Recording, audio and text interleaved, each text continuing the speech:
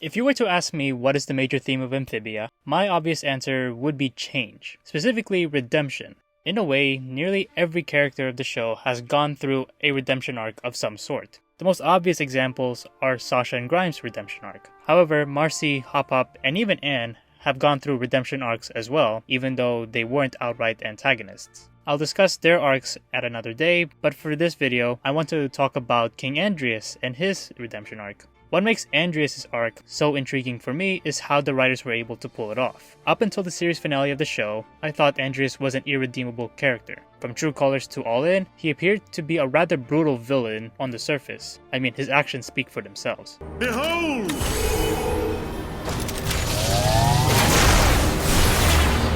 Nope.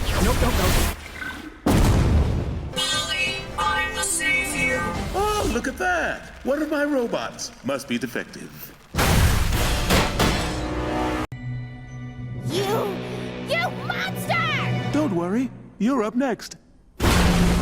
Now put back the box, or this twerp learns how to fly. You have what you want. Now please, just put him down. Okay.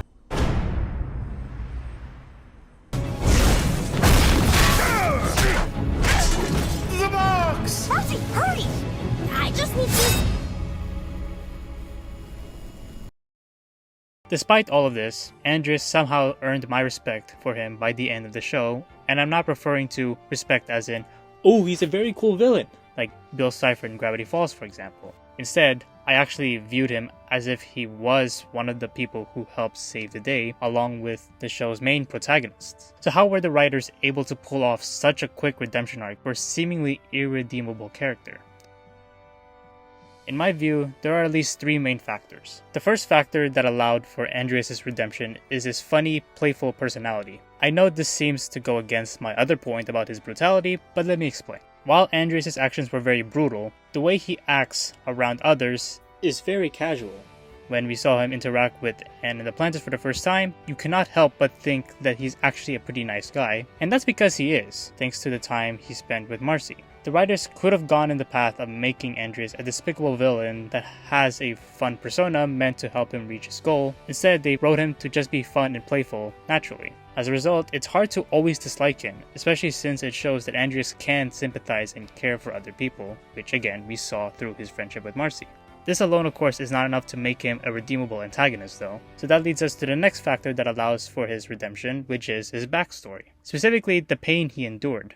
After learning about how Andrias' friends betrayed him, and how his father influenced him to never trust friends again, it became clear why he did all the terrible things we see him do, from establishing the species caste system to backstabbing Marcy. His past doesn't excuse the terrible acts, but it does at least make us, the viewer, understand him, and maybe even feel bad for him. In addition, the pain he endured because of his past also caused him to have regrets with most of the terrible decisions he made. This further solidifies that Andrias is a character who wants to change, but because of manipulative pressure from his father through the core, he could not break free from the terrible decisions he made. So the first two factors, his personality and his history, make Andrias a character that we should care about on a personal level. This of course leads us to the third factor that allowed for a successful redemption arc, which is his change of heart and the acceptance of his fate. Starting from the episode The Core and the King, Andrias showed clear signs of regret for the path he took with his life. But when his past finally confronts him in the form of Sprig reading Leaf's letter, Andrias did everything he could to redeem himself from his antagonist status. First off, he pleaded guilty for all the terrible pain he's caused. Secondly, he was willing to lose to Anne in their fight. Not only did this stop the invasion, he also sustained a lot of irreversible damage, effectively accepting his punishment. Thirdly, and most significantly, Andrias refused to help the Core defeat the Calamity Trio. It would have been so easy for Andrias to save his life by just agreeing to help his father and be assimilated, but instead he told the Core and his dad to get bent in the best way possible. You could have been immortal! What are you doing? Something I should have done a long time ago. Standing up to you!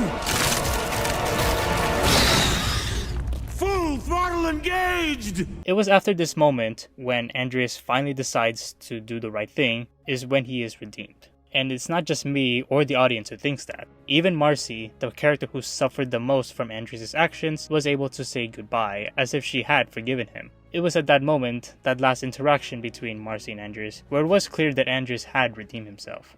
Given that Andrias didn't really have that much screen time compared to Sasha and Grime to do his redemption, it really was an impressive job for the writers to pull off. It goes to show that even with limited time, you can still show a successful story arc that's well deserved for a character. It also shows that in real life, people who have committed the worst acts ever can be forgiven, assuming if the person is willing to accept how wrong they were, face the consequences of their actions, and help out those they did wrong. It's a surprising good lesson for us to learn. Hey guys, thanks for watching this video. I hope you guys enjoyed it and learned something new from it. If you did, please give this video the thumbs up. And if you'd like to see more content like this, click on that subscribe button below. Anyways, I hope you guys have a great day.